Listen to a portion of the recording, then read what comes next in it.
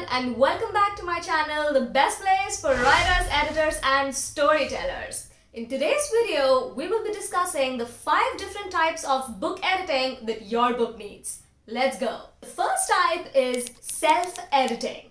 I bet you saw that one coming, or not, because this is kind of obvious, isn't it? You need to have this quality as a writer yourself that you're able to look at your own work objectively and self-edit after you've done your first draft.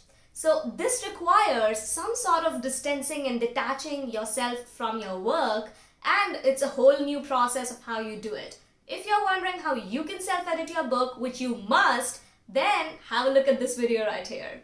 Next up is developmental editing. This type of editing looks at your story. For example, plot loopholes, characterization, perspectives, pacing, descriptions, all of that. Everything that builds your story and makes your reader visualize the story like a movie in their mind. So developmental editing is usually the most expensive type of editing because it is the most exhaustive type of editing. But most books don't require you to outsource developmental editing because you can probably solve all of those plot related issues, plot, characterization, loopholes, all of that in your own self-editing process if you feel experienced enough and if you feel that you're able to understand your story well enough to address all of those issues. A good way would be to send your book to beta readers and get feedback from them on all of those issues and then try fixing it yourself during the self-editing process, the one that I mentioned in this video. However, if you have no idea on how to address those issues, if you feel stuck at most points, if you feel fed up of your own novel, if you think it's too complicated and too much work, and if you can afford it, then I believe hiring a developmental editor is the best bet. Next up, we have line editing, or some people even call it stylistic editing.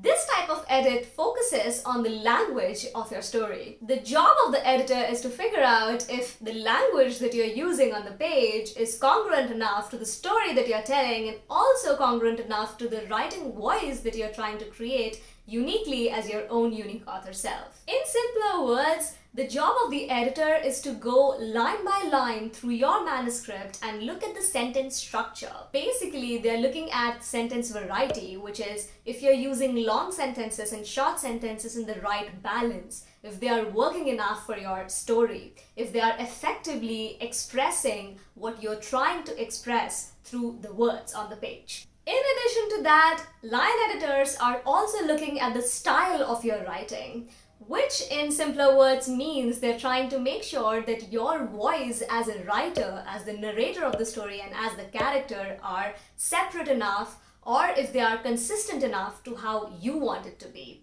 So they're also looking at passive voice, dialogue tags, dialogue of each character, if the voice comes out naturally or not, although that's also a part of developmental editing, but line editors are also looking at this thing to make sure that the language is consistent for every character that you've created. Line editors also focus on tightening up your sentences and making sure you're not writing too much where it's not required and ensuring you're writing enough wherever it is required. I highly recommend outsourcing line editing because most writers, actually all writers, are not able to look at their own language flaws, and that includes me, who's also an editor/writer. I edit other people's books, yet I'm not able to look at my own language flaws, which is very much true to human psychology, so I highly recommend outsourcing your line editing. The fourth type of editing is copy editing.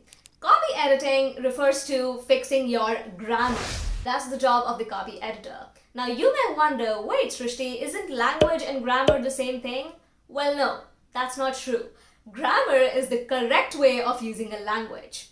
There could be unlimited ways of saying one thing in one language, but there are only a certain limited ways of saying it correctly.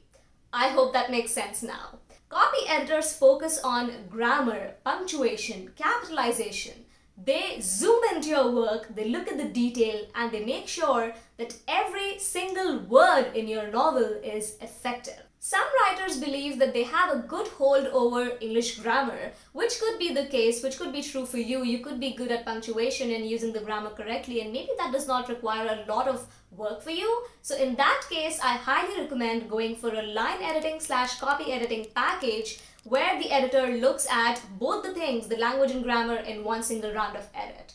Of course, you need to send an excerpt of your work to the editor to figure out whether this is even possible, because they are the best experts on figuring out whether your work requires a separate copy edit or not. The final stage of editing is ensuring that your book requires no editing at all, which is proofreading. The proofreader's job is to fix minor errors like typos, page number problems, punctuation errors, anything that might have crept in from all the different edits and from every time that you have gone over your book, you've obsessed over it. Their job is to make sure that nothing, and I mean nothing, creeps into the publishable manuscript. I highly recommend investing in an expert proofreader for your book, because once it's published, it's out there and all you'll have later is regret. I know. Trust me, I know, I've been there.